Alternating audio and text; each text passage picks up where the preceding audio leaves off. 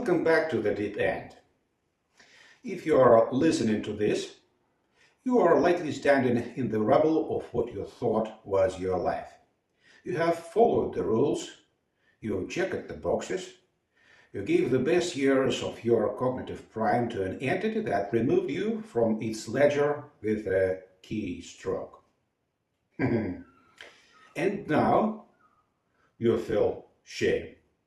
You feel the crushing weight of silence where your importance used to be. I'm here to tell you that this pain is not a signal of your failure. It is a symptom of your liberation. You are suffering from withdrawal. You are detoxing from a game that was rigged before you were born.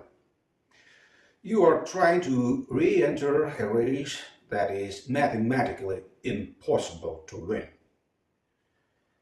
Stop running, please. Sit down, please. Let's look at the machinery that just spit you out. The industrial architecture. We need to understand the blueprint to understand why the building collapsed on you.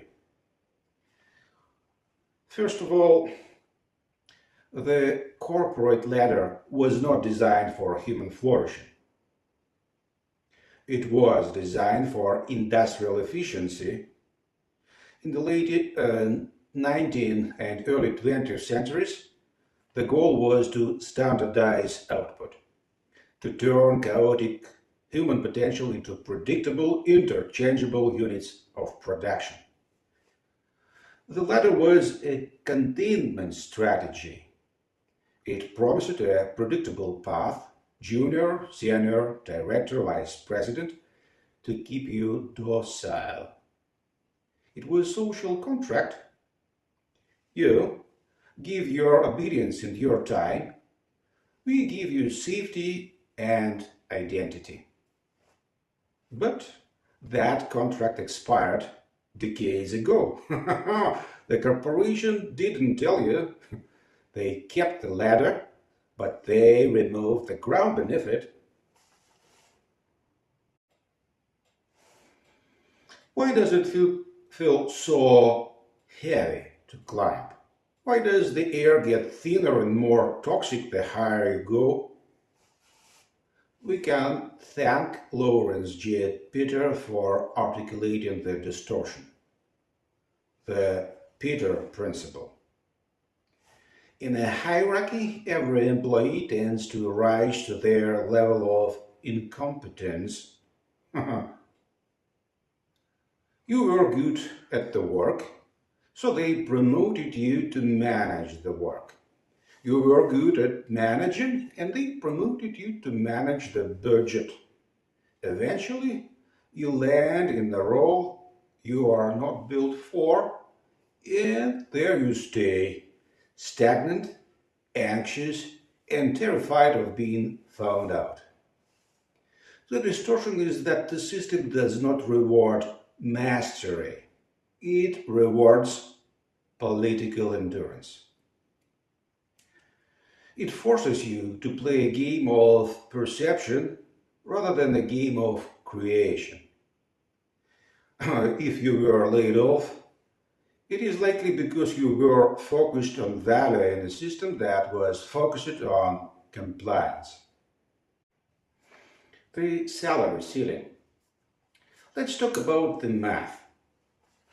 The fundamental flaw in the employee mindset is the equation itself. Time equals money. This is a linear strategy in an exponential world. You have a capped upside. There are only 24 hours in a day. No matter how hard you work, no matter how much value you add to the bottom line, your compensation tethered to a market rate determined by someone else. Meanwhile, inflation, technology, and capital compound exponentially. By selling your time, you are selling your life force at a wholesale discount so someone else can sell it at a retail premium. You can never catch up to the cost of freedom by renting out your hours. You are digging a hole with a spoon while the owner uses an excavator. The illusion of safety. This is the pill that is hardest to swallow. You stayed for stability. You endured the boredom, the politics, and the commute because you believed it was safe. We have been conditioned.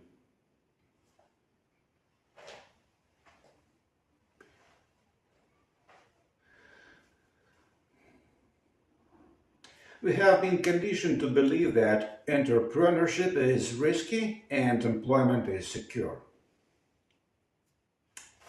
Look around you.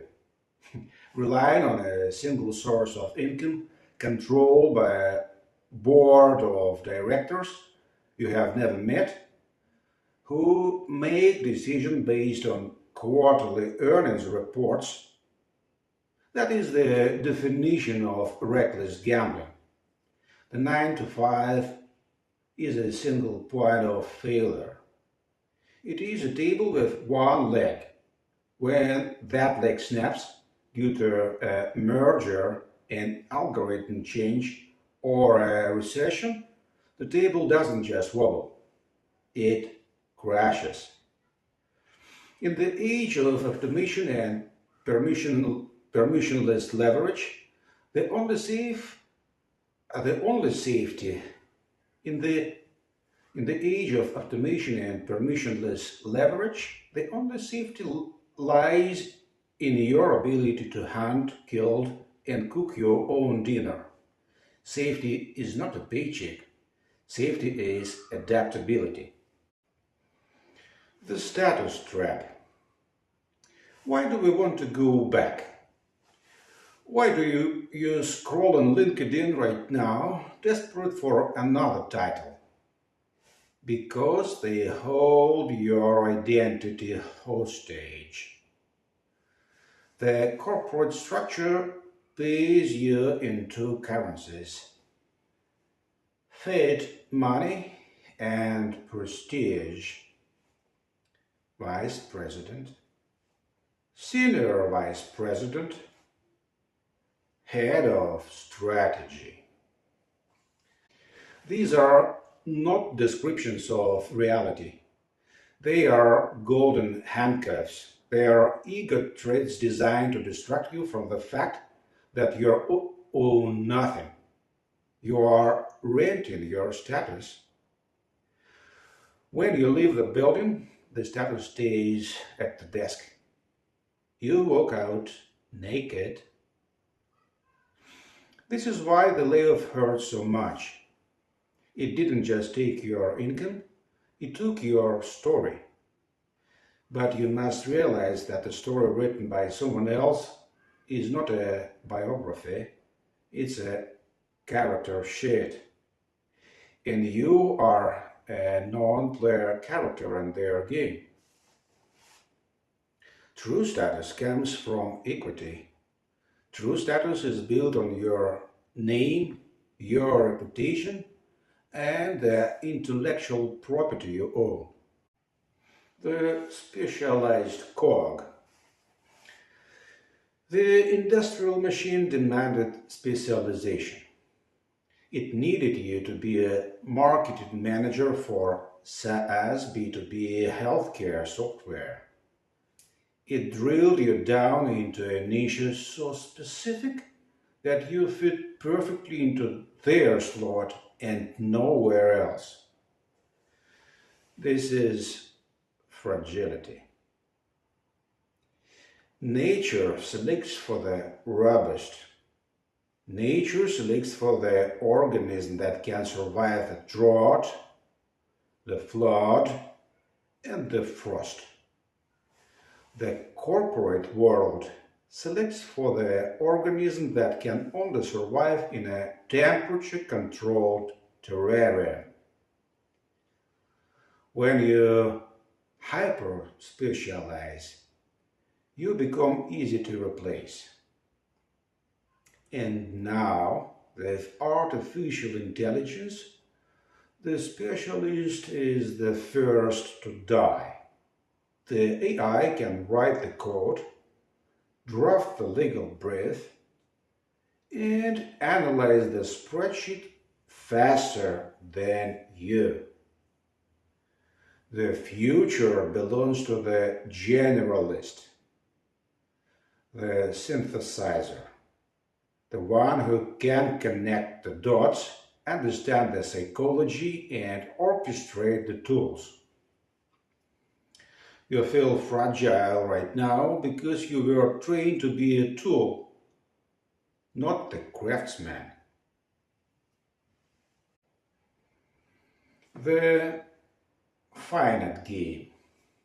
Ultimately, the corporate ladder is a finite game. It is zero-sum. Scarcity is the engine. There is only one vice president seat. For you to win, your colleague must lose. This breeds paranoia, secrecy, and toxic competition. It forces you to hoard information rather than share it. You are fighting for scraps at a table where the feast has already been eaten.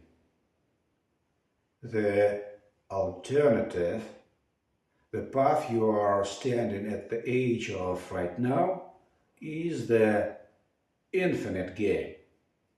In the creator economy, in the world of personal enterprise, where there is no limit on value. My success does not prevent yours.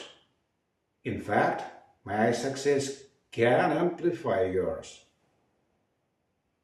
We can collaborate, cross-pollinate, and build new networks. The corporate game is about extracting value from a pie that is shrinking. The creator game is about generating a pie that never stops expanding. The bottom line. You are standing at the crossroads. One path leads back to the factory gates. You can polish your resume, beg for permission, and hope they let you back in to turn the crank of another 5 years until the next round of cuts. You can choose the illusion of safety, or you can accept the pain you feel right now as a death of your old self. You can stop looking for a job and start looking for your vocation. You can take the skills you have mastered over 20 years, your unique perspective, your suffering, your expertise, and you can productize them. You can build a ladder that you own. It is terrifying. It is uncertain. There is cold. It is terrifying. It is uncertain. The winter is cold out here in the wild, but I promise you this. It is the only game worth playing. Don't go back to sleep. Don't go back to sleep. Build.